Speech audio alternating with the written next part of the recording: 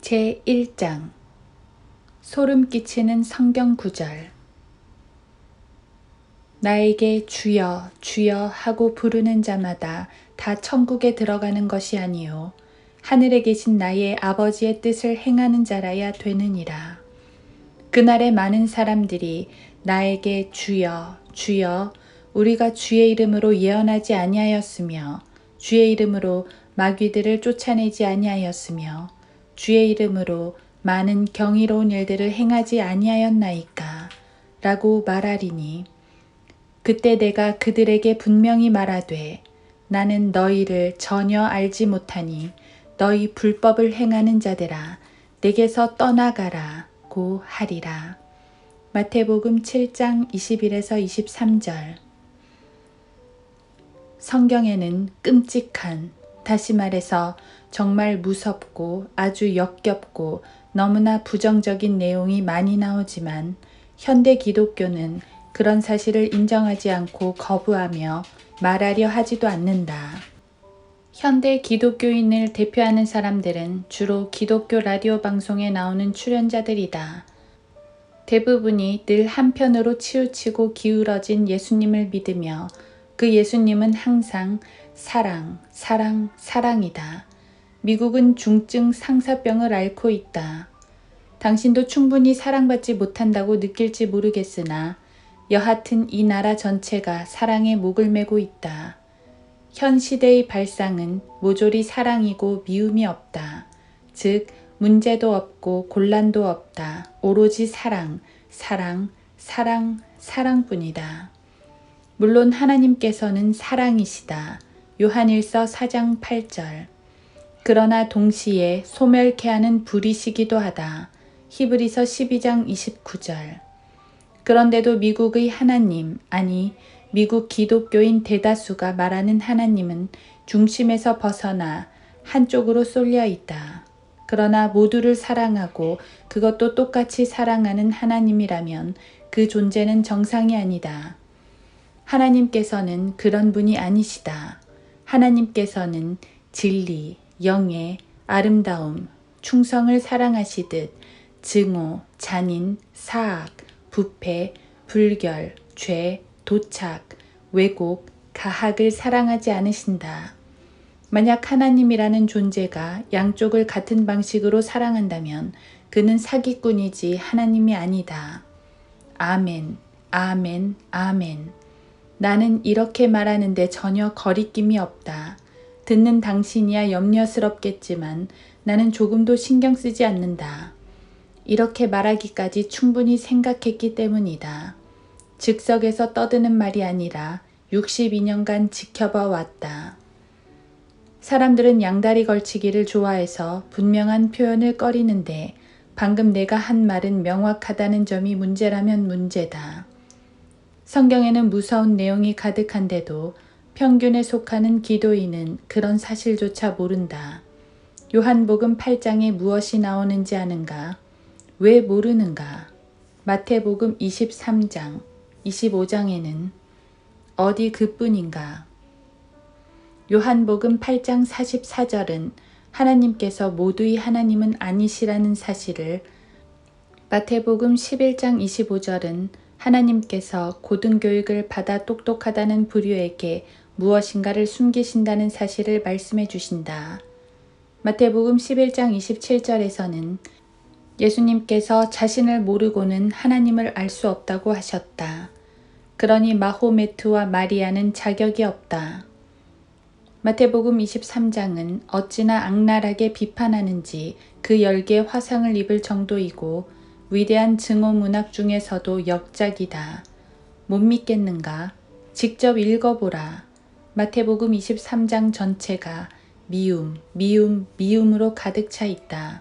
얼마나 확연한지 변개된 성서들조차도 그 미움을 완전히 가리지 못했다. 세상은 지옥, 죄, 심판, 저주에 관해 입을 떼고 싶어 하지 않지만 성경은 정반대다.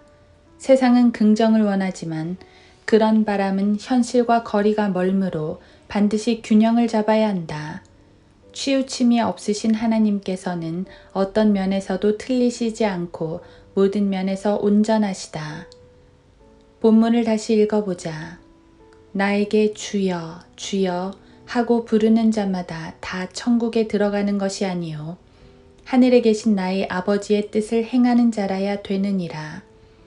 그날에 많은 사람들이 나에게 주여, 주여, 우리가 주의 이름으로 예언하지 아니하였으며 주의 이름으로 마귀들을 쫓아내지 아니하였으며 주의 이름으로 많은 경이로운 일들을 행하지 아니하였나이까? 라고 말하리니 그때 내가 그들에게 분명히 말하되 나는 너희를 전혀 알지 못하니 너희 불법을 행하는 자들아 내게서 떠나가라고 하리라. 얼마나 무서운 말씀인가. 방금 읽은 대로 많은 사람이 언젠가 이렇게 말할 것이다. 주님, 주님, 저희가 주님 이름으로 이것도 하고 저것도 하지 않았습니까? 그러자 주님께서 이렇게 반응하신다. 나는 너희를 모른다. 너희에 대해 들어본 적도 없다. 나가라. 참으로 끔찍한 내용이다. 이제 본문이 다루는 여러 가지를 하나씩 살펴보기로 하겠다. 첫째, 오늘의 설교 본문은 당신이 속을 수 있다는 사실을 알려준다. 구절에 직접 표현되지는 않았어도 그런 의미가 담겨 있다. 당신이 잘못 구원받았다는 말이 아니다. 내가 구원에 관해 어떻게 가르치고 설교하는지는 내 저작 어디에서나 확실하게 알 수 있다. 즉, 어떤 죄인이라도 예수 그리스도께서 완성하신 구속 사역을 온전하게 믿으면 구원받는다. 다시 강조하지만 그리스도인으로서 당신이 가진 구원의 확신을 흔들려는 의도가 아니다. 그러나 혹시라도 지금껏 자신이 구원받았는지 점검해 본 적이 없다면 반드시 짚고 넘어가라. 그러므로 형제들아, 오히려 더욱 힘써서 너희의 부르심과 택하심을 확고히 하라. 너희가 이러한 것들을 하면 결코 실족하지 않을 것이요. 베드로후서 1장 10절. 이 구절은 당신이 얼마든지 속을 수 있음을 암시한다. 왜냐고 묻는가? 등장한 사람들이 자기 행위로 구원받을 수 있다고 생각했기 때문이다. 자신이 많은 경이로운 일들을 했고 은사주의자들, 주의 이름으로 마귀들을 쫓아냈으며 은사주의자들, 예수님께서는 주이십니다 라고 고백했으니 구원받지 못한 어느 은사주의자가 지옥에서 하는 말 빌립보서 2장 10, 11절 하늘나라에 간다고 생각했다. 하지만 보통 착각이 아니었다. 또 말하건대 이 구절은 당신이 속을 수 있음을 시사한다. 사실 어떤 부분에서는 그럴 가능성이 있다고 인정해야 한다. 기만은 날마다, 주마다, 월마다, 해마다 일어나는 일상이기 때문이다. 속는 일은 세상에서 가장 오래된 일이다. 속이는 일은 창세기 3장 1절에서 참으로 하나님께서 말씀하시기를 로 시작됐고 그때 뱀이 이브를 속였다. 바울도 그 사실을 이렇게 썼다. 여자가 속아 범죄였음이라. 디모데전서 2장 14절. 내가 생각하기에 미국에서는 뉴스 매체의 농간이 제일 심하다. 신문, 잡지, 라디오, TV와 시간을 많이 보내는 사람은 1년 365일 내내 하루에 50번씩은 속는다고 보면 된다. 전체가 처음부터 마지막까지 머리부터 발끝까지 하나도 빠짐없이 뒤틀려 있다.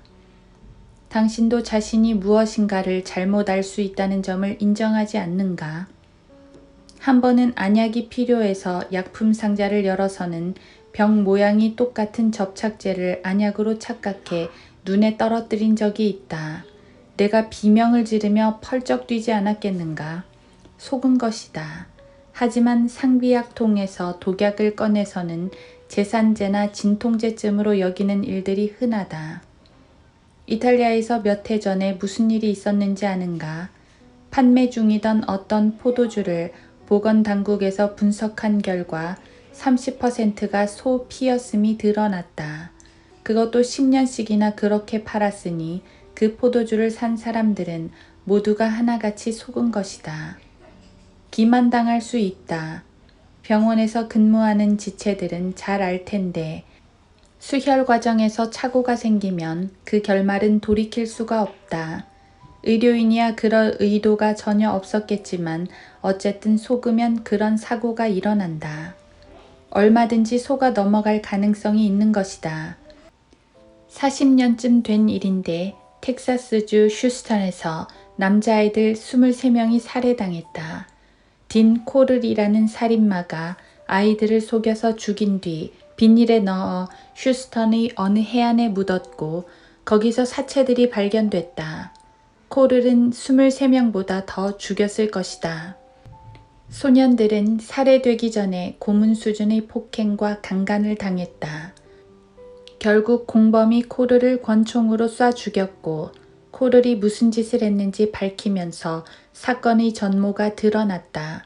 코를은 아이들에게 목적지까지 태워주겠다며 접근해서 차에 태웠고 마취제가 묻은 손수건으로 얼굴을 덮어 의식을 잃게 했다. 그런 다음 자기 집 지하실에 만들어둔 목판에 묶어놨는데 목판에는 피와 배설물이 흘러내리도록 방수 처리를 했다. 코를은 묶인 아이들을 하루에 너댓 시간씩 고문한 뒤 성폭행했고 아이들을 죽일 때는 록 음악을 크게 틀어 주변에서 비명을 듣지 못하게 했다. 소년들은 속았다. 집까지 안전하게 데려다 주겠다는 말은 거짓말이었다. 당신도 얼마든지 당할 수 있다. 어린 시절에 아버지께서 이런 말을 해주셨다. 아버지의 말을 조금밖에 기억하지 못하는 점이 무척 후회스럽다. 낯선 사람이 내게 사탕이나 껌을 건네면 절대 받지 마라. 아멘. 그것이 1936년에 하신 말이니 선견지망을 가지셨다고 할 만하지 않은가. 그러나 당시에 이미 그런 일이 일어나던 터라 그렇게 말하셨던 것이다. 말하자면 당신도 속을 수 있다. 콜럼버스를 두고 이런 농담이 있다. 콜럼버스와 민주당 상원의원이 비슷한 점은 콜럼버스는 자기가 어디로 가고 있는지 몰랐고 어딘가에 도착했는데 거기가 어딘지 몰랐고 돌아와서는 어디에 있다 왔는지 몰랐다. 민주당도 판박이다. 민주당 정책 기반 모양새가 한마디로 계속 표류 중이다. 콜럼버스는 속았다. 자기가 인도를 찾은 줄 알고 세계를 한 바퀴 돌아 인도에 갈 계획으로 출항했으나 오판이었다. 속으려고 마음먹지는 않았지만 결국 속았고 그런 일은 늘 일어난다. 기독교 고등교육과 원본을 주제로 삼아도 마찬가지이다. 어떤 이는 얼마나 단단히 속았는지 누구라도 원본의 글자 하나하나가 영감받았다 라고 하기만 하면 그자가 정통이라고 믿는다. 성경의 원본이 영감을 받았다는 말씀은 한 구절도 없는데 말이다. 성경에 나오는 성경, scripture와 성경들, scriptures라는 말은 언제나 필사본을 가리키지 결탄코 원본이 아니다. 용어 색인이 있으면 53회 전부를 직접 확인해보라. 성경, scripture는 32회, 성경들, scriptures 21회다. 당신은 이렇게 말할 것이다. 누구누구도 그렇게 믿고 밥 존스 대학에서도 그렇게 가르칩니다. 이쪽에서는 표준 원문을 최종 권위로 믿고 헬라어 본문은 어쩌고 저쩌고. 그렇지 않다. 그런 부류는 자기가 말한 대로 믿지도 않을 뿐더러 표준 원문이 무엇인지도 모른다. 안다면야 공개석상에서 그런 말을 할 리가 없다. 표준 원문은 특정 헬라어 본문 하나가 아니라 헬라어 본문 5가지를 말한다. 에라스무스, 콜리네오스, 스테파누스, 베자, 엘지버. 게다가 각각의 본문도 판이 여러 개이며 그중 정확하게 일치하는 본문은 하나도 없다. 에라스무스가 베자와 늘 일치하는 것이 아니고 베자는 엘지버와 여기저기서 다르다. 엘지버와 스테파누스도 스테파누스와 에라스무스도 상황은 같다. 그렇다면 당신은 무엇을 최종 권위로 삼겠는가? 어떤 본문이 옳은지를 가려야 할 때 누가 최종 권위가 되겠는가? 보나마나 당신 자신이 아니겠는가? 이것이 표준 원문을 들먹이는 자들의 현 주소이다. 이 사실을 몰랐다면 당신은 속은 것이다. 헬라어 원본에 어떻게 기록됐는지를 안다 해도 쓸데가 없는데 그 이유를 아는가? 먼저 학자들의 주장대로 원본에 실제로 그렇게 기록됐는지 확인할 길이 없다. 원본이란 존재하지 않기 때문이다. 누군가 원본의 기록에는 라고 말하는가? 그는 거짓말쟁이일 뿐이다. 러크만, 누굴 거짓말쟁이라고 하는 거요? 라고 묻는다면 은혜로 구원받은 죄인에 불과한 내가 은혜로 구원받은 또 다른 죄인을 거짓말쟁이라고 불렀노라고 답하겠다. 영락없이 그는 거짓말쟁이이다. 헬라어 원본 따위는 없다. 존 R. 라이스, 밥 존스 3세, 제이 베논 맥기 등 누구라도 원본에는 이라고 내뱉는 자는 거짓말쟁이다. 러크만, 그럼 그런 선하고 경건한 분들이 죄다 거짓말을 한다는 겁니까? 라고 따지고 싶을 텐데 그렇다. 그자들이 거짓말쟁이라는 평가는 더없이 바르고 진실하다. 유일한 헬라어 원본이 무엇인가? 존재하지 않는다. 당신에게도 없고 내게도 없고 그들에게도 없다. 이곳 펜사콜라 신학원에서는 헬라어 본문의 한 종류인 넷슬 본문으로 가르친다. 웨스트코트, 호트, 알란 메츠거, 에라스무스, 베자, 펠, 밀, 왈톤, 티센도르프, 그리스바흐, 라프만, 그 외 20가지가 더 있으며 그 중에서 골라 가르칠 수 있다. 누군가 헬라어 원문에 라고 하면 표시해두라. 새빨간 거짓말이니. 우리 목사님이 그러시는데요. 당신의 목사도 속았다. 마틴 루터 킹 주니어가 피격되자 조기를 개항하자고 또 그자의 생일을 국경일로 제정해 기념하자고 누가 제안했는지 아는가? 매사추세츠 상원의원인 테드 케네디였다. 그 둘은 상습적인 간음자로서 한 간음자가 동료 간음자를 지지하며 벌인 작태였다. 내가 왜 상습적인 간음자를 애도하며 조기를 걸어야겠는가? 저는 그런 사실을 몰랐어요. 라고 한다면 밤과 낮으로 낮과 밤으로 당신에게 공을 들이는 뉴스 매체에 속아서이다. 그러지 않기를 바라지만 구원에 관해서도 속을 수 있다. 바르게 가르치는 성경대로 믿는 교회에 오래 출석했고 어떻게 구원받는지 분명히 알고 그렇게 믿는 근거가 뚜렷하더라도 부주의했을 가능성은 늘 있다. 당신도 속았을 수 있고 본문이 그 가능성을 보여준다. 둘째, 오늘의 설교 본문은 선행이 구원과 무관함을 알려준다. 행함으로 구원받을 수 있다고 생각한다면 22절을 다시 읽어보라. 우리가 주의 이름으로 예언하지 아니하였으며 주의 이름으로 마귀들을 쫓아내지 아니하였으며 주의 이름으로 많은 경이로운 일들을 행하지 아니하였나이까. 본문에 나오는 사람들은 주여, 주여 라고 말하면서 예수님의 신성을 인정한다. 즉 은사주의자들처럼 예수님께서는 주이십니다 라고 고백한 셈이고 진심이었다. 문제는 그럼에도 불구하고 구원받지 못했다는 사실이다. 예수님께서 대답하셨다. 너희 불법을 행하는 자들아, 내게서 떠나가라. 예수 그리스도께서는 제대로 구원받은 사람에게 절대로 그렇게 말씀하실 분이 아니신데 말이다. 신약에서 구원받은 당신과 예수 그리스도 사이를 어떻게 표현하시는지 아는가?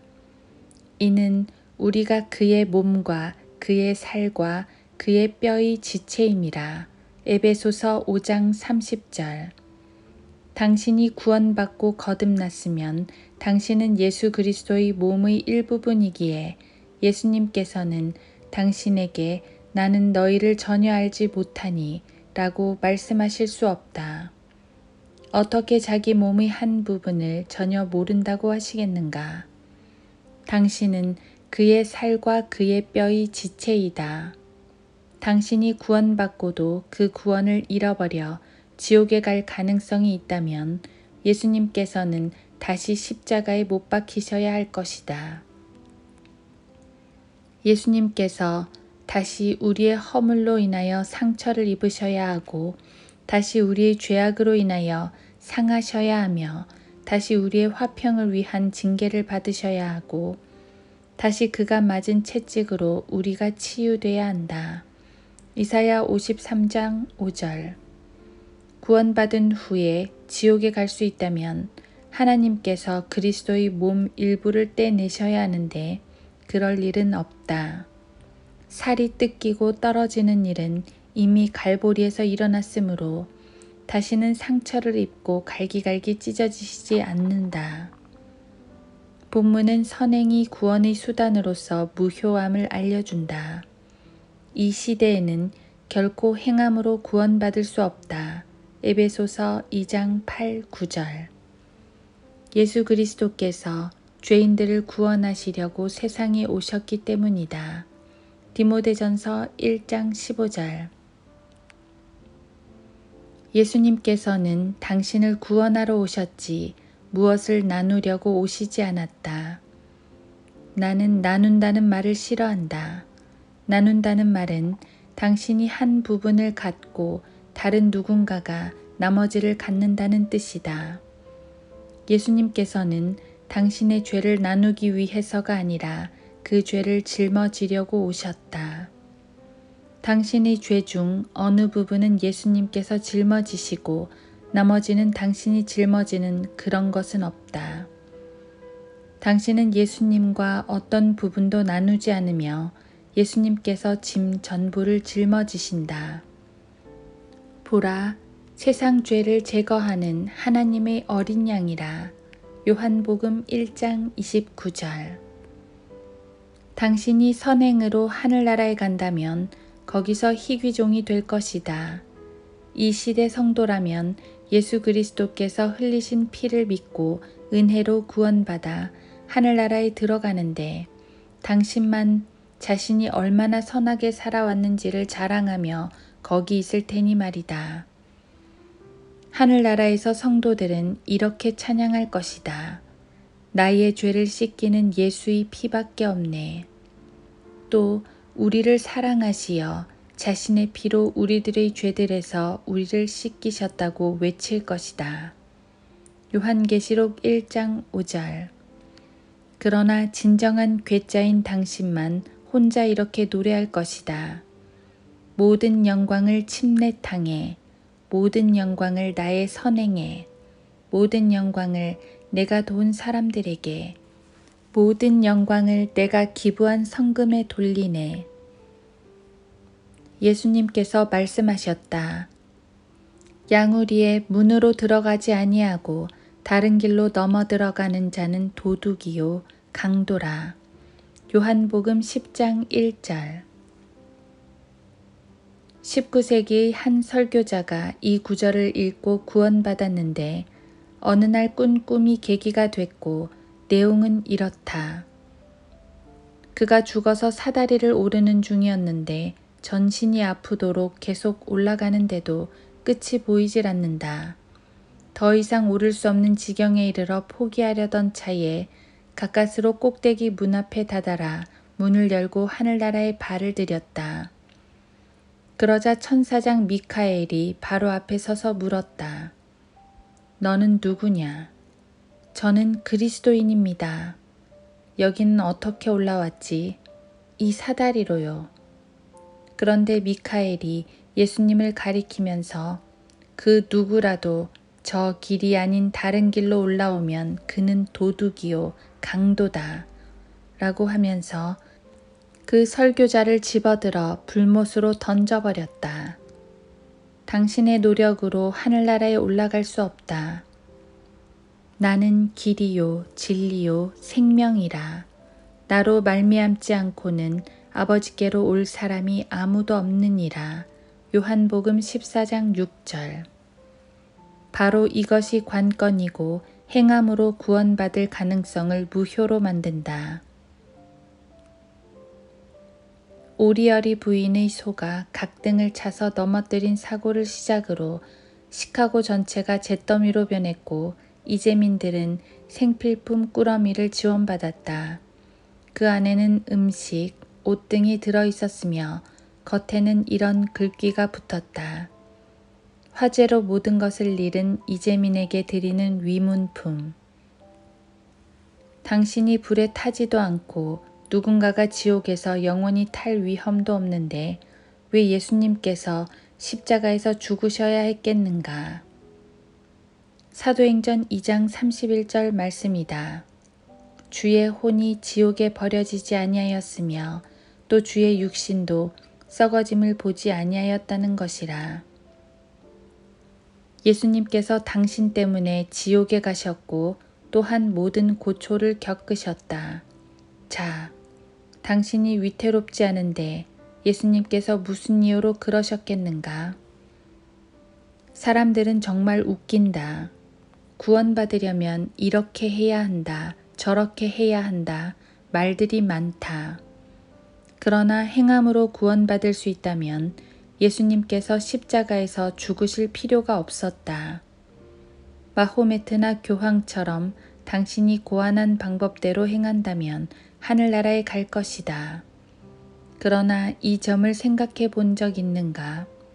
설령 당신이 지금부터 죄를 짓지 않고 산다 하더라도 예수님 없이는 여전히 지옥에 간다는 사실 말이다.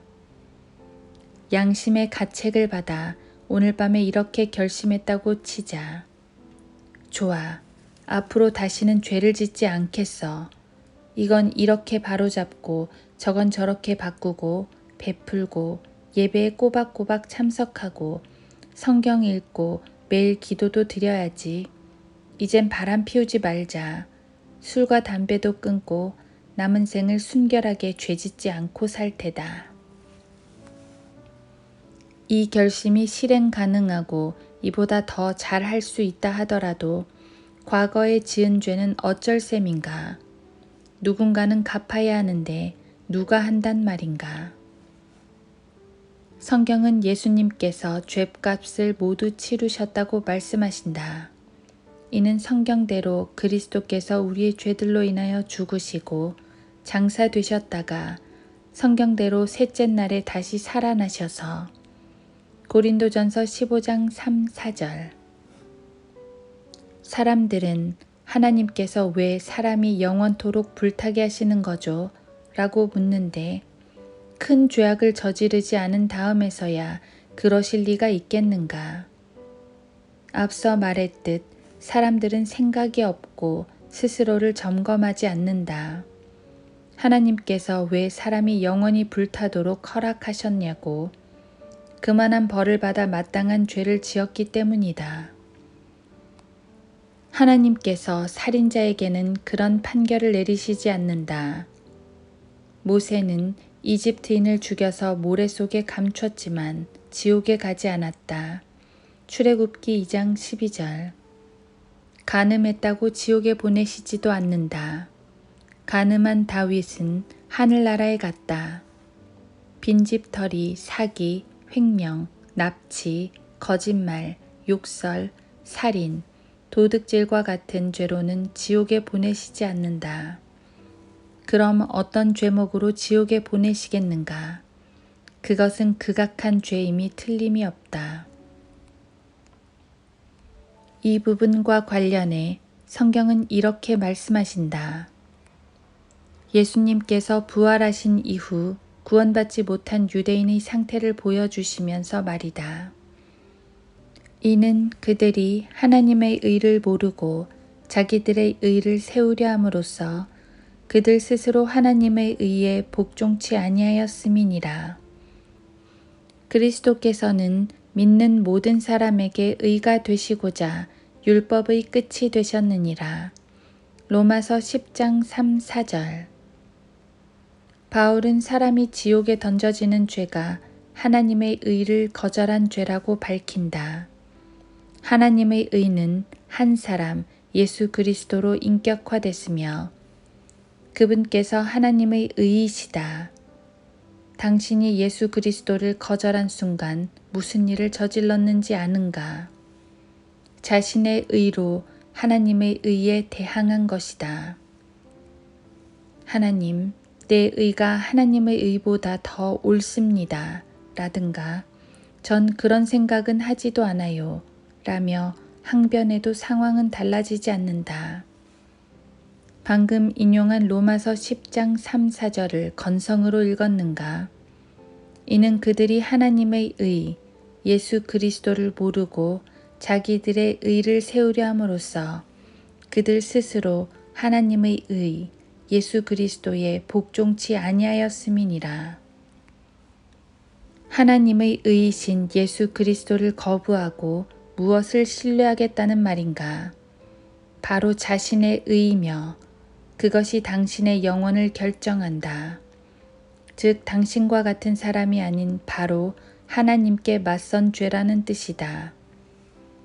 당신이 다른 사람에게 죄를 지으면 살아있는 동안 그 손해를 물어줄 수 있지만 하나님께는 그럴 수 없다. 나는 설교하러 교도소에 자주 간다. 거기서 내가 무엇을 보는지 아는가? 자기 죗값을 치르는 사람들이다.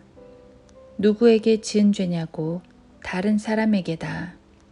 절도, 강도, 강간, 살인, 구타, 협박 등 사람을 상대로 죄를 지었다.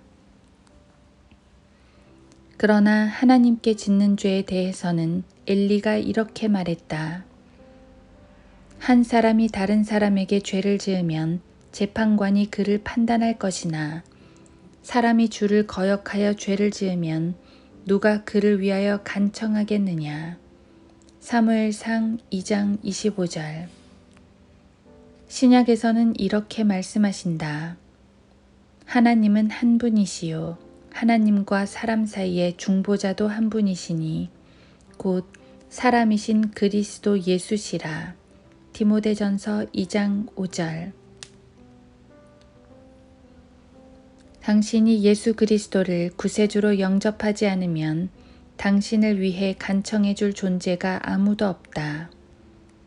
스스로 비용을 다 지불해야 하는 것이다. 법정에서 판사와 대면해 자신을 변호해야 하는데 어떻게 두둔하려는가? 승소가 불가능한데도 인간은 자기가 소송해서 이기리라 생각한다. 도대체 왜 그러는지 모르겠다. 죄에 찌들어 살다가 구원받으면 딱 한 가지가 유리하다. 자신이 죄인임을 털끝만큼도 의심하지 않는다는 점이다. 법이 필요 없을 정도로 선하게 살아온 사람은 자신이 악하다는 사실에 동의하지 않으며 또 얼마나 악해질 수 있는지에 선뜻 동의하지 않는다. 한편 과거가 더러운 죄인일수록 하나님 앞에서 자기 행위를 설명해야 할 때 하나님의 요구 조건을 충족시킬 수 없음을 대번에 안다. 나는 할 수가 없었다. 죄라는 사실을 똑똑히 알면서도 바로 죄를 짓고야만 순간이 여러 차례 있었다. 바울이 고백했듯 말이다. 내가 행하는 것을 내가 알지 못하노니 이는 내가 원하는 것은 행하지 아니하고 오히려 내가 미워하는 것을 행함이라. 그러나 이제는 그것을 행하는 것은 더 이상 내가 아니요 내 속에 거하는 죄니라. 로마서 7장 15절 17절. 당신의 행위를 설명할 만하면 지금처럼 살다가 하나님 앞에 서라. 건투를 빈다. 당신에게는 이런 격려가 꼭 필요하다. 하나님 앞에서 자신이 얼마나 훌륭하게 살았는지 조목조목 밝히라. 주의 이름으로 많은 경이로운 일들을 행하지 아니하였나이까. 그런데 주님께서는 답을 이미 알려주셨다. 나는 너희를 전혀 알지 못하니 너희 불법을 행하는 자들아 내게서 떠나가라. 참으로 무서운 말씀이다. 행위는 구원의 방편이 아니며 애초에 불가능했다. 현 시대의 미국인은 스스로를 얼마나 대단하게 여기시는지 자신이 그 일을 해낼 수 있으리라고 생각한다. 죄가 무엇인지 전혀 감이 없기 때문이다. TV에 찌든 평범한 미국인에게 죄에 대해 물어보라. 뉴스에서 통상 내보내는 보도문이나 내뱉을 뿐 하나님께서 정의하시는 죄와는 상관도 없는 기준을 갖고 있다.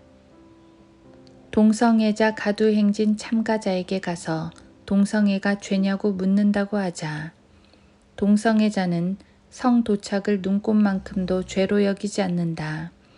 오히려 떠벌리고 자랑스럽게 생각한다. 동성애자의 자긍심, 나는 동성애자인 내가 자랑스럽다. 이따위 말을 일삼는다. 그렇다면 그들이 무엇을 죄라고 할지 정말 궁금하지 않은가?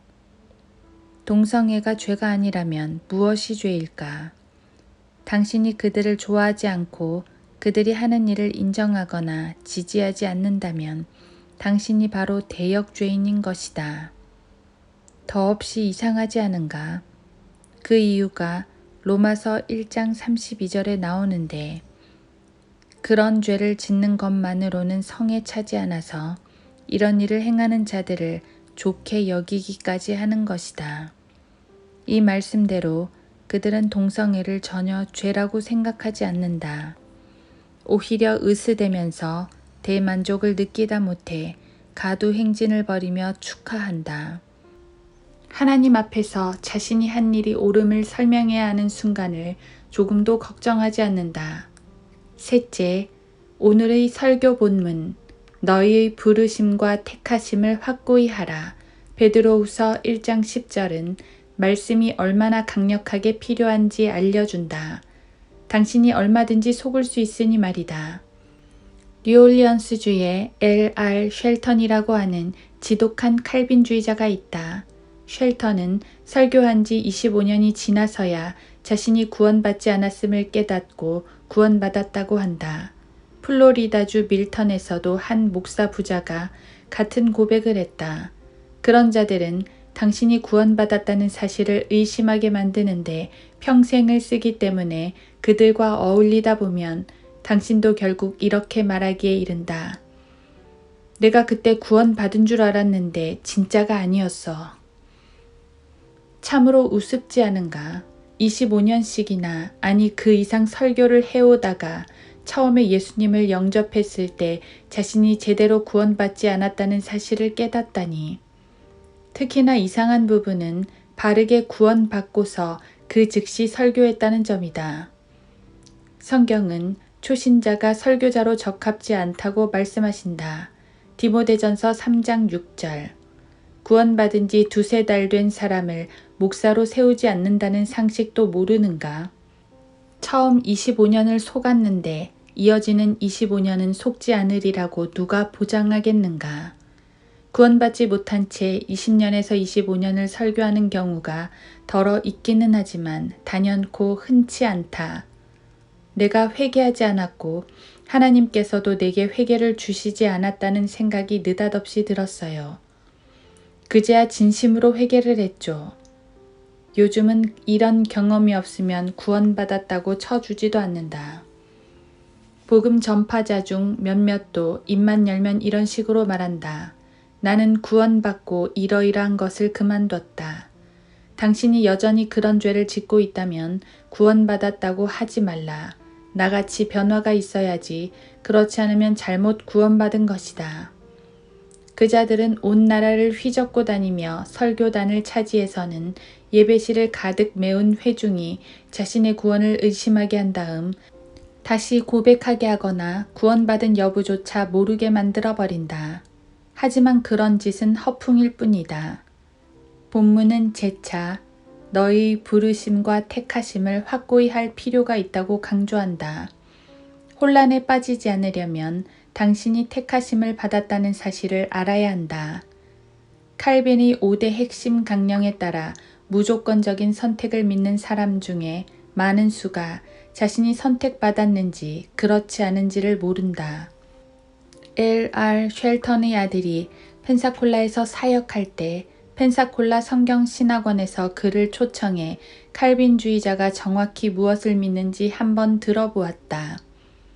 그 믿을 만한 소식통에게 말이다.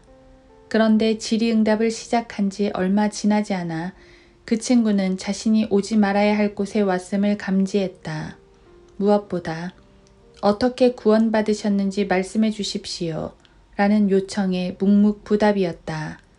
여기서는 선택이 이런 의미이고 저기서는 선택이 저런 뜻이라고 설명해 놓고는 정작 자신이 언제 구원받았는지 답을 못했다.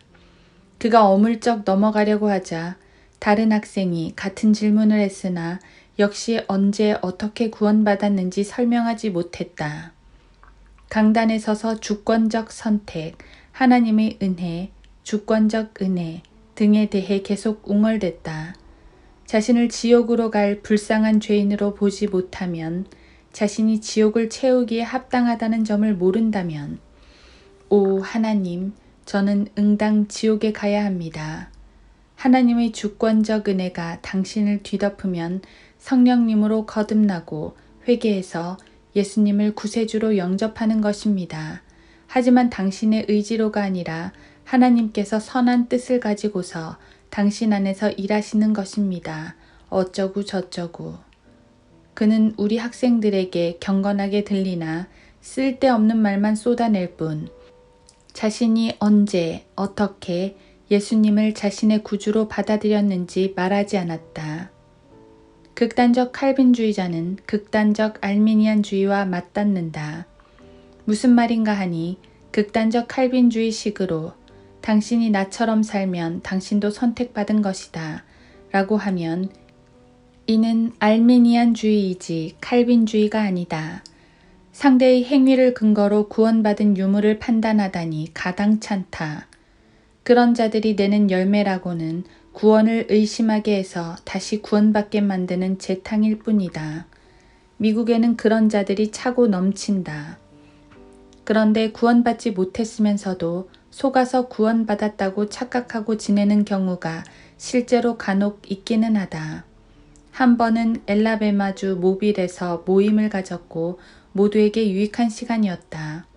나는 오랜만에 베델로 돌아가라는 설교를 했다. 설교하면서 야곱에게 특별했던 베델처럼 그리스도인 각자에게도 그와 같은 장소가 있다고 빗댔다. 유독 친밀하게 하나님과 교제하던 때, 그때가 베델이라고 말이다. 그 시기는 구원받았을 때, 성별했을 때, 사역으로 불러주셨을 때 등 각자마다 다르고 교회나 예배 중에만 경험하는 일도 아니다.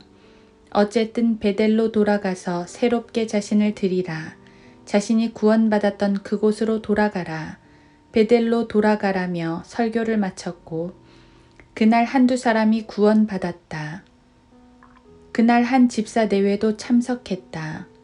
주님을 사랑하고 성경을 믿는 좋은 사람들이었다. 육신적이거나 실족해서 심드렁한 상태도 목사에게 골칫거리도 아니었다. 그런데 그 설교를 듣고 내외가 기분이 언짢았고 아내 쪽이 더 심했다. 집으로 돌아가 잠자리에 누워서는 서로 잠들었으리라 생각했지만 둘 다 좀처럼 잠을 이루지 못했다. 마침내 아내가 침묵을 깨고 남편을 불렀다. 짐? 말갛게 깨있던 남편이 대답했다. 여보, 우리 돌아갈 베델이 없지 않아요? 나도 그걸 생각하고 있었어. 베델이 있어야 하지 않겠어요? 맞아, 지금 그렇게 하자고.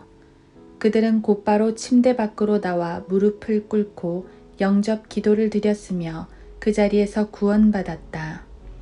내외는 10년 넘게 주님을 섬긴 선한 사람들이었다.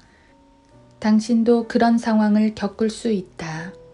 사람도 좋고 겉보기로는 하나님의 일도 해왔지만 구원에 관해서는 속았다가 마침내 정확하게 구원받는 경우 말이다. 단, 극단적 칼빈주의 설교자들이 부풀리듯 흔하지는 않다.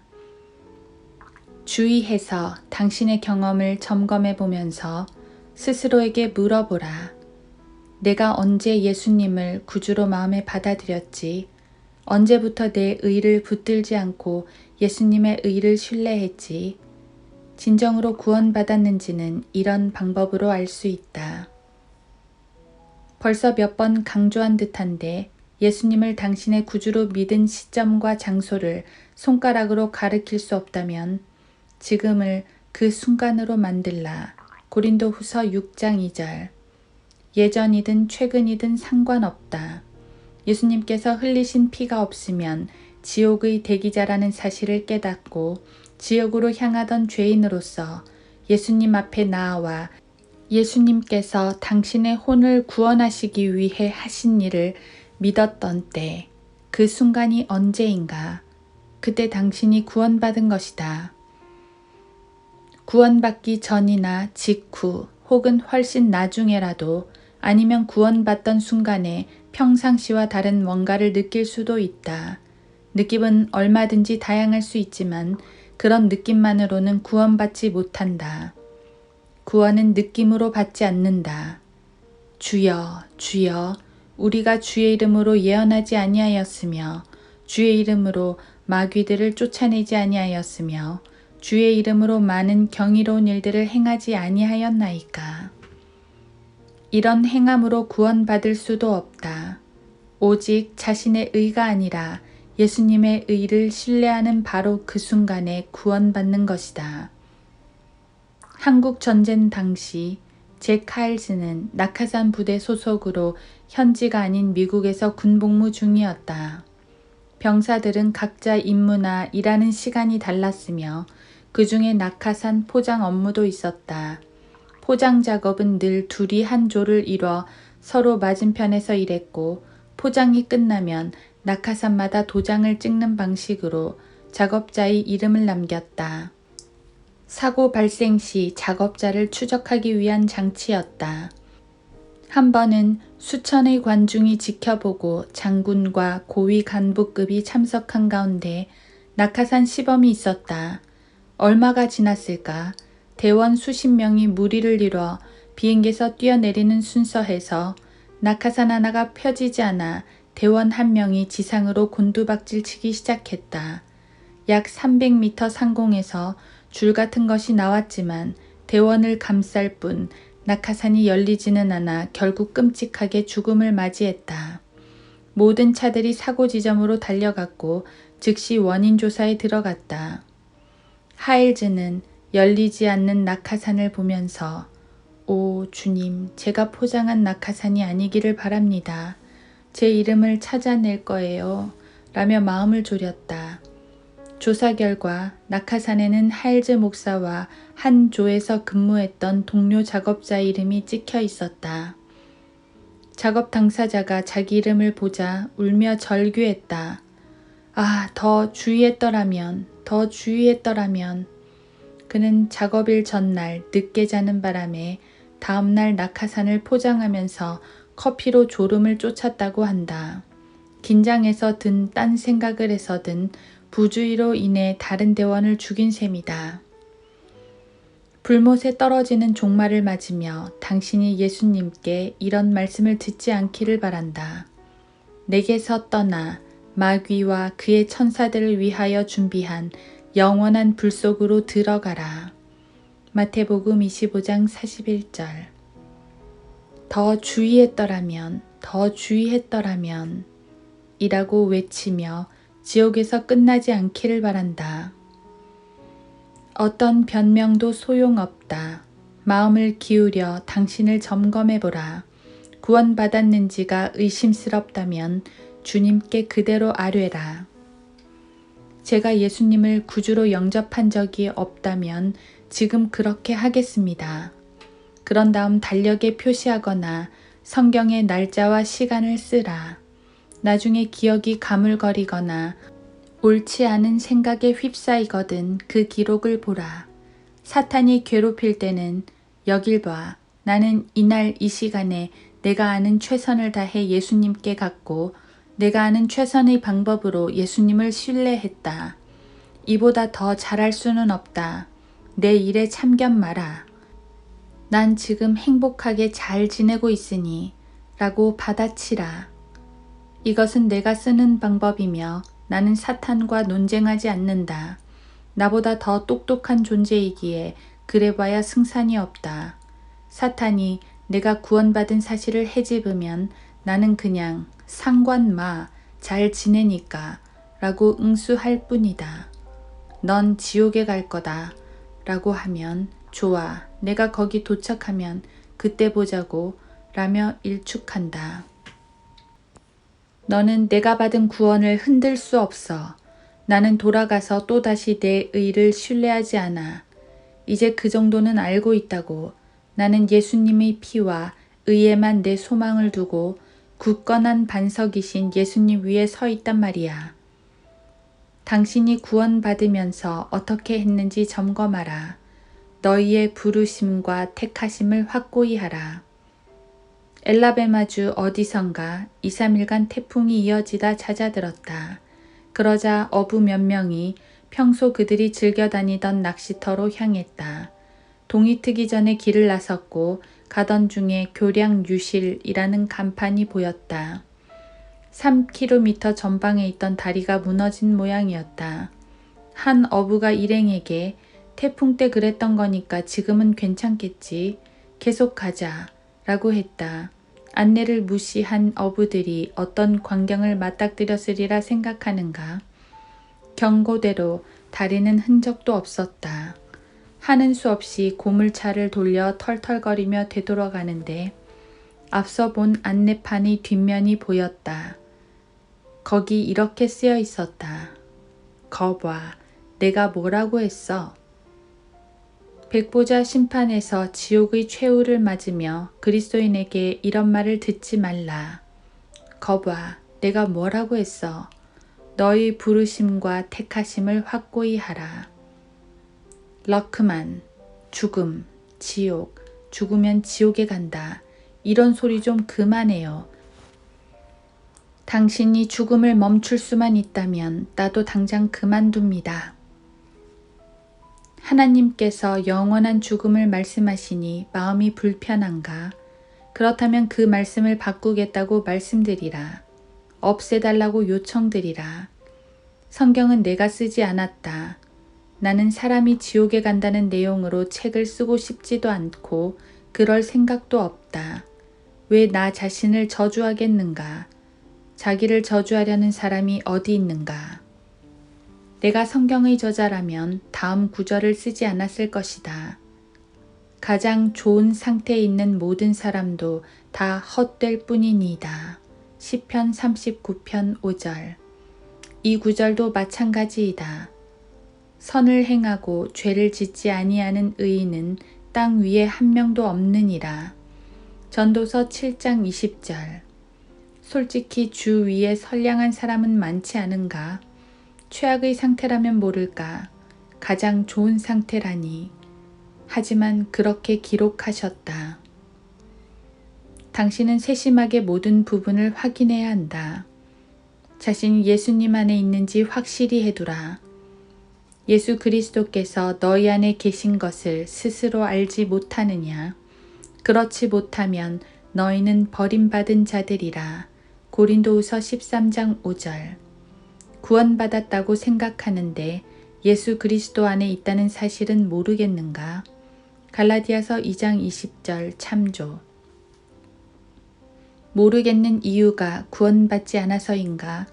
당신은 그리스도 안에 있는지 점검하고 분명히 하라. 이 나라 텔레비전이 구제불능 수준으로 무책임한 젊은이를 거의 4세대나 길러냈다.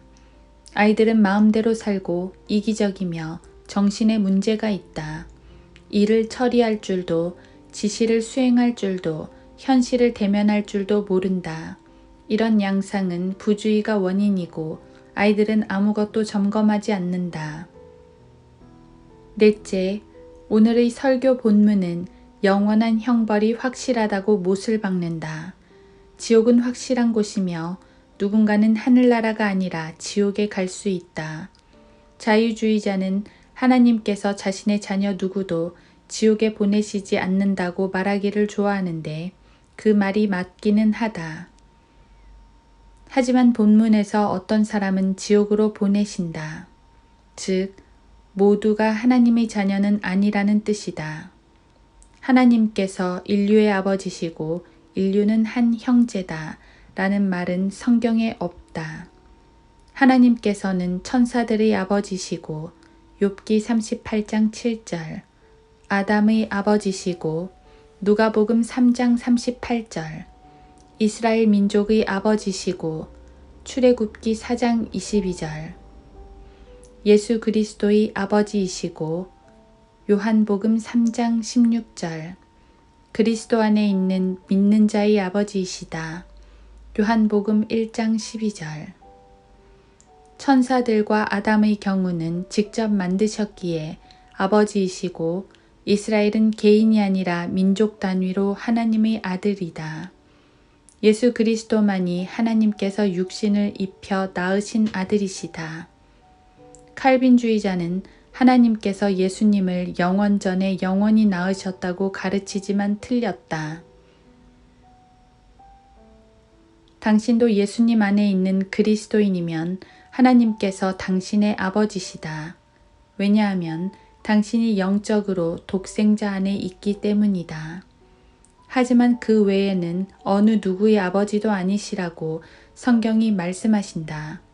로마 카톨릭 신자, 힌두교도, 불교도, 모슬렘, 개신교도 그 누구도 낳지 않으셨다. 인류가 한 형제라는 말은 성경에 없다. 세상이 탐내는 관념을 사실인 듯 꾸며냈을 뿐이다. 자유주의자와 현대주의자와 교황이 인류의 아버지이신 하나님, 한 형제 된 인류에 대해 떠들어대지만 아무런 생각 없이 내뱉는 말이다. 이렇게 물어보면 금세 판단이 선다. 하나님께서 모두의 아버지시고 모든 사람이 형제라면 아돌프 히틀러도 당신의 형제가 아닌가?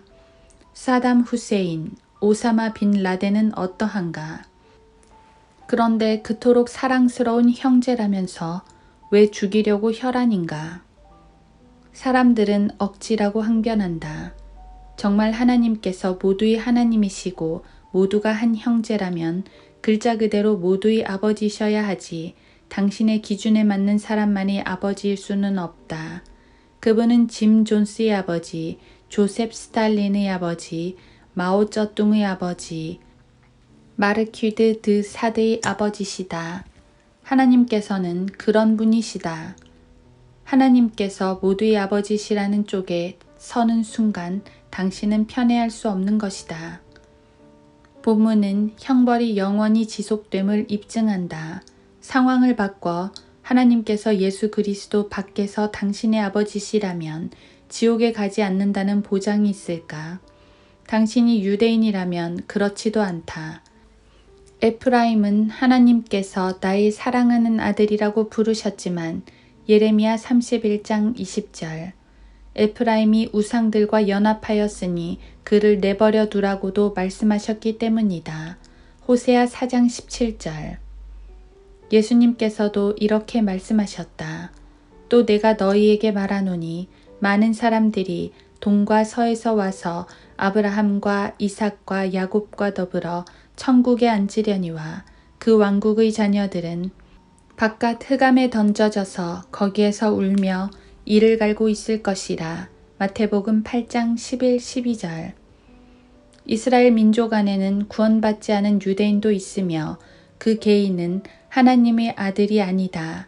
한 예로 민수기 16장에서 일단의 유대인이 산채로 구렁으로 내려갔다. 30절 누가복음 16장에서는 부자가 지옥에서 아버지 아브라함이여 라고 부르고 24절 아브라함은 부자를 가리켜 아이, son이라고 부른다. 25절 부자는 이스라엘 민족에 속한 유대인이었으나 지옥에 갔다. 하나님께서 인류의 아버지시고 인류가 한 형제라는 말이 진실이라 해도 누군가의 지옥행을 막기에는 충분치가 않다. 아들로 불리다가 지옥으로 간 경우가 성경 곳곳에 나오니 말이다. 사실 지옥은 하나님의 아들들 중 한 부류를 위해 하나님이 만드셨다. 마태복음 25장 41절, 욥기 38장 7절. 죄인은 점검하지 않는 데다 신중하지 못하며 부주의하다. 아, 내가 주의했더라면. 어른용 동화격인 다윈의 진화론은 하나님께서 지옥에 관해 하신 말씀을 지나쳐버리게 만들고 결국 확인하지 못하게 한다. 다 괜찮아. 지옥이 어딨어. 인간이 겪는 모든 재앙이 어머니 자연 탓이지 전능하신 하나님의 진노와는 무관하다고 여기게끔 한다. 그래야 하나님께서 진노와 심판에 대해 하신 말씀을 흘려들을 테니 말이다. 히브리서 9장 27절. 죽음, 지옥, 죄, 저주, 심판은 다른 설교자만큼이나 나도 설교하고 싶지 않다. 하지만 해야 한다. 나는 진리를 설교해야만 하기 때문이다.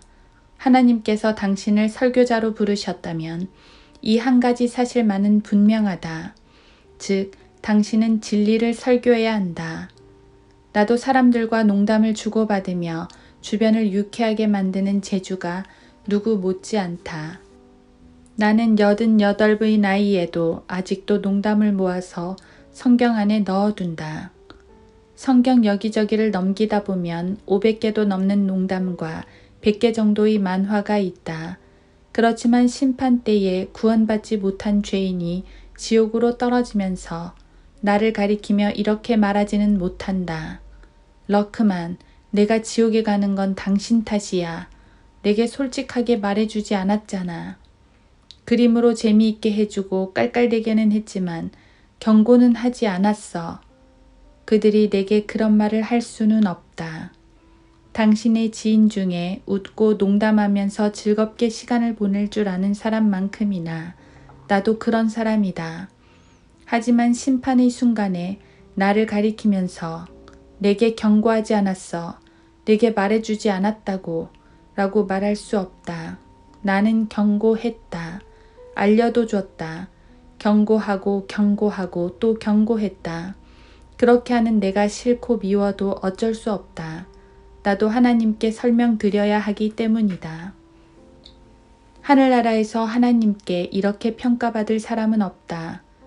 잘하였도다. 착하고 신실한 종아. 마태복음 25장 23절.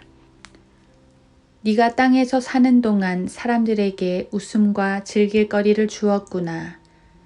결코 없다. 나는 당신에게 경고했다.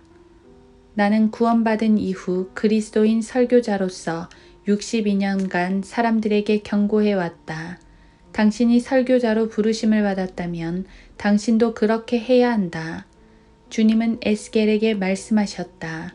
인자야, 내가 너를 이스라엘 집에게 파수꾼으로 세웠나니 내 입에 있는 말을 듣고 내게서 나오는 경고를 그들에게 주라.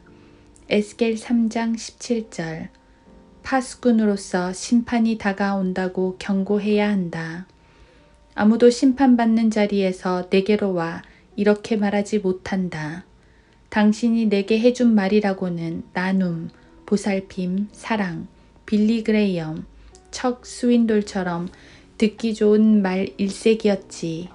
존 메가더, 제이 베논 맥기처럼 멋지고 교묘한 방식으로 말했고 그러면서 어떤 경고도 주지 않았어. 나는 경고했다. 나는 지옥을 주제로 설교 5편을 썼다. 5편. 이 설교가 그중 한 편이고 4편이 더 있다. 왜냐고? 균형을 위해서다. 나는 여자, 남자, 영적 전쟁, 십자가, 그리스도인의 생활 등 다양하게 설교한다. 러크만은 다른 주제로는 다 설교했지만 지옥에 대해서는 경고하지 않았어. 아무도 내게 이렇게 말할 수 없다. 다른 설교자라면 몰라도 나는 결코 아니다. 나는 기회가 있을 때마다 경고했다. 5째, 오늘의 설교 본문은 성경에서 제일 무서운 내용을 확실하게 보여준다. 그래서 제목을 소름 끼치는 성경 구절이라고 붙였다. 하지만 엄밀히 말해서 가장 무서운 구절은 여기가 아니다. 그 구절은 심각하게 끔찍하고 부정적인지라 그리스도인 95%가 못 본 척한다. 그 말씀을 진리라고 믿을 경우 자신의 구주이신 예수 그리스도께서 불신자에게 밉보이거나 존경받지 못하신다고 여기기 때문이다. 그 구절은 바로 마태복음 25장 41절이다. 뭐라고 말씀하셨는지 들어볼 텐가. 그때의 왕이 왼편에 있는 자들에게도 말하기를 너희 저주받은 자들아 내게서 떠나 마귀와 그의 천사들을 위하여 준비한 영원한 불 속으로 들어가라. 생각해보라. 누가 이렇게 말씀하셨는가? 자유주의자들이 달콤하고 사랑이 철철 넘치신다고 믿는 예수님께서 말씀하셨다. 그들의 예수님은 사랑이 넘치다 못해 어떤 사람에게도 사탄과 함께 저주를 내릴 뜻이 없다. 라디오 기독교 방송에서 시도 때도 없이 듣는 말 아닌가? 나누시고 보살피시고 헤쳐나가시게 해주시는 예수님. 그런 식으로 다가가면 외롭고 낙심한 죄인들은 기분이 좋아진다고 할 것이다. 누군가가 자기를 사랑한다고 하니 말이다. 맞다. 그런데 그분이 누구신가? 동시에 이렇게 말씀하신 분이시다. 나가라. 그리고 사탄과 함께 불타라. 내가 쓰지 않았으니 그런 눈으로 나를 쳐다보지 말라. 증오를 퍼뜨리는 더러운 자식이라고. 그것은 내가 기록한 구절이 아니다. 마태복음 25장 41절은 세상에서 제일 무서운 표현이다. 내가 해변, 술집, 법원, 감옥 등지에서 상당히 악한 말을 들어봤지만 이 말씀에 비하면 세 발의 피다. 사람도 꽤나 참혹한 말을 할 수 있다. 교수형을 선고합니다. 종신형을 선고합니다. 아드님이 전투에서 부상당했습니다. 부인의 남편이 전투에서 실종됐습니다. 안 됐지만 몇 달 못 삽니다. 한밤중에 받은 전화에서 이런 말을 듣는다. 경찰입니다. 아드님 시신을 영안실에 보관 중입니다. 오셔서 신원을 확인해 주십시오. 듣기에 무서운 말이 있다. 암흑시대 그리스도인이 종교재판에 회부되어 로마 카톨릭 신문관에게 화형에 처한다 라는 선고를 듣고 무섭지 않았겠는가? 실제로 겪기에 정말 무서운 일 아니겠는가? 그래도 마태복음 25장 41절만큼은 아니다. 남북전쟁 때 아포마톡스에서 리 장군이 그랜트 장군에게 항복하기로 결정하자 부대가 반대했다. 탄약이 떨어져 돌을 던지는 상황이다. 이제 더 저항하기는 어렵다. 괜찮습니다. 끝까지 싸울 겁니다. 아니다. 그건 옳지 않다. 용사들의 목숨을 더 희생할 순 없다. 오늘 법정에서 그랜트 장군을 만나 항복할 것이다. 그러느니 1000번 죽는 게 낫겠지만 어쩔 수 없다. 리 장군에게 항복이란 자신이 뱉은 최고로 끔찍한 말이었다. 하지만 마태복음 25장 41절만 하랴. 왜 이 구절이 그토록 흉포한지 아는가? 그렇게 말씀하신 분께서 당신을 사랑하셔서 죽기까지 하셨기 때문이다. 그분께서는 당신을 미워하지 않으셨다. 사랑하셨다. 내게서 떠나 마귀와 그의 천사들을 위하여 준비한 영원한 불 속으로 들어가라. 이 말씀에서 보듯 지옥은 당신을 보내려고 마련하신 곳이 아니다. 그런데 왜 가려고 하는가?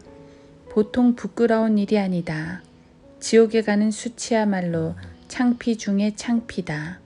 당신은 지옥에 가지 않아도 됐다. 나는 수감자들에게 설교하면서 묻는다. 여기서 나가도 된다고 하면 어떻게 하겠습니까? 그래도 남고 싶은 사람 있습니까? 남겠다는 죄수는 매번 한 명도 없었다. 여기 더 이상한 일이 있으니 바로 그럴 필요도 없는데 당신이 지옥에 있으리라는 사실이다. 이보다 멍청한 짓이 또 있을까? 재소자인 당신에게 감옥에서 나와도 좋다고 한다면 생각할 필요도 없이 얼른 나오지 않겠는가? 하물며 당신이 지옥에 가지 않아도 된다는데 왜 가려고 하는가? 하나님의 말씀을 들으라. 오직 우리에 대하여 오래 참으시어 아무도 멸망하지 않고 다 회개에 이르게 하려 하심이라. 베드로후서 3장 9절. 하나님께서는 당신이 멸망하기를 원치 않으신다. 하나님께서는 모든 사람이 구원을 받고 진리의 지식에 이르기를 원하시느니라. 디모데전서 2장 4절. 당신이 불못에서 끝난다면 완전히 당신 잘못이지 하나님의 탓이 아니다. 본문은 세상이 생긴 일에 가장 끔찍한 말을 더 자세히 설명한다. 예수님께서 말씀하신다. 나가라. 다시는 너를 보고 싶지 않다. 나가서 고통으로 들어가라. 그 고통의 연기가 영원 무궁토록 올라가리라. 그 짐승과 그의 형상에게 경배하고 그의 이름의 표를 받는 자는 누구든지 밤낮 쉼을 얻지 못하리라. 요한계시록 14장 11절. 마태복음 25장 46절에서 이들은 영원한 형벌에 들어갈 것이라고 말씀하셨다. 지옥은 교정되거나 개선되는 곳이 아니라 처벌을 받는 감옥이다. 이 나라는 사랑에 미쳤고 사람들도 사랑이라면 물불을 안 가린다. 급기야 감옥을 교화기관으로 부르기에 이르렀다. 달리 말해 감옥이 범죄자 교정을 위해 존재한다는 뜻이며 긍정으로 번지르르하게 포장한 것이다. 요즘 감옥에서 처벌받고 있는 사람은 아무도 없다. 정말 교화가 가능한가? 그렇지 않다. 수감자가 바로잡히지 않는다는 사실이 그 증거다. 그 점이야말로 가장 명확한 증거다. 혹 누군가가 변화되었다면 내가 장담컨대 어떤 일을 통해 들어간 예수 그리스도와 성경 때문이지 정부가 만든 장치 때문이 아니다. 어느 누구의 감정도 상하게 하지 않으려고 명칭을 죄다 바꿔놓았는데 그러는 바람에 교화기관의 재소자는 이제 의뢰인이라고 부른다. 이것이 이 나라가 보이는 비열한 작태며 모든 것을 감추는 방법이다. 사람들이 듣기 거북한 표현을 줄줄이 은폐하는 이유는 자신의 더러운 죄를 숨기려는 의도에서다. 이 위선자들은 경건한 바리새인이나 유다 이스카리옷과 같은 존재이다. 유다가 왜 가난하고 억압당하는 소수자에게 돈을 주지 않느냐고 물은 까닭도 그가 도둑이며 돈주머니를 맡았기 때문이다. 요한복음 12장 5, 6절. 지옥은 교화기관이 아니라 처벌받는 곳이다. 지옥은 영원한 감옥으로 죄인이 사탄과 함께 흑암 속에서 사슬에 묶여 불타면서 영원히 고통받아야 하는 곳이다. 30번째 대통령이었던 켈빈 쿨리지는 성경을 읽은 그리스도인으로 알려져 있다. 언젠가 누군가가 그에게 물었다. 대통령께 묻고 싶습니다. 성경이 지옥에 대해 뭐라고 말하는지요? 당신이 거기 갈 필요가 없다고 말씀합니다. 명쾌하게 요약했다. 당신은 지옥에 가지 않아도 된다. 그런데 왜 가려고 하는가? 그럴 필요가 없음에도 별별 이유로 수없이 많은 사람들이 지옥에 갈 것이다. 사람들이 지옥에 가는 전형적인 이유를 다음 사건이 적절하게 보여준다. 1903년 1월 27일에 런던의 한 정신병원이 전소되면서 350명 중 50명이 죽고 나머지는 탈출했다. 그런데 구조 과정에서 구조대원은 발로 차고 소리 지르고 욕을 하는 일부 환자를 질질 끌고 나왔어야 했다. 그야말로 미친, 정말로 제정신이 아니었다. 방문을 걸어 잠근 환자에게 구조대원이 건물이 불타고 있다고 하자 넌 날 못 속여, 날 못 속인다고 라며 발악했다. 몇몇은 침대 아래 숨었고 다른 몇은 구조대원이 방화범이라며 나오려 하지 않았다. 불이 나지 않았다는 듯 생각하거나 엉뚱한 사람에게 책임을 돌리고 비난하면서 숨어버렸다. 모두가 죄인의 모습으로 지옥이 없는 채 하며 산다. 또 지옥을 가볍게 별칭으로 부르기도 하지만 그런 식으로는 문제를 조금도 해결할 수 없고 아무것도 바뀌지 않는다. 결론을 맺겠다. 나는 당신의 상황을 모르지만 당신 스스로는 안다. 만약 모른다면 반드시 알아야 한다. 다른 어떤 것보다 당신의 혼의 상태에 가장 먼저 주목해야 한다. 언젠가 죽음이 당신을 찾아올 것이다. 한 번 죽는 것은 사람들에게 정해진 것이고 그 뒤에 심판이 정해진 것 같이. 히브리서 9장 27절. 인자가 그의 천사들을 보내리니 그러면 그들이 실족해 하는 모든 것들과 불법을 행하는 자들을 그의 왕국에서 가려내어 모으리라. 그리하여 그들을 불타는 용광로 속으로 던지리니 거기서 울며 이를 갈고 있으리라. 마태복음 13장 41, 42절. 하나님에게서 분리됨이 아니라 불이다. 당신의 손이 뜨겁게 데이는 불 말이다. 배교한 빌리 그레엄은 더 이상 지옥을 설교하지 않는다. 지옥이 하나님에게서 분리된 상태일 뿐이라고 망발한다. 교황 요한 바오로 2세도 똑같이 가르쳤다. 그들은 모두 배교자다. 하지만 예수님께서는 지옥이 불타는 용광로라고 하셨다. 왜 그들이 지옥을 다르게 해석하는지 아는가? 마태복음 25장 41절에서 너희 저주받은 자들아 내게서 떠나 까지만 읽기 때문이다. 이 구절에서 떠남을 분리로 받아들이고 그것까지만이 형벌이라고 여기며 그 뒷부분인 영원한 불 속으로 들어가라는 벌인다. 그런 자들은 불을 글자 그대로 믿지 않는다면서 피해가지만 나는 기록된 그대로 믿는다. 한 친구가 이런 말을 했다. 럭크만, 당신은 하나님을 사랑해서 구원받은 게 아니죠. 지옥 가기가 무서워서 구원받았죠. 아멘이다. 바로 그래서 구원받았다. 선한 동기는 전혀 없었고 오로지 나를 보존하기 위해서였다. 내가 화상병동에 갔을 때 본 모습인데 환자는 상처 입은 피부가 침대보에 들러붙지 않도록 환부에 5cm 두께로 바셀린을 바르고 누워 있었다. 또 의사가 수처럼 탄 살을 벗겨내자 환자가 내지르는 괴성도 들었다. 너무나 큰 통증 때문에 모르핀을 맞아야 할 정도라고 했다. 내가 그런 고통을 3억 5천만 년씩 겪고 싶겠는가?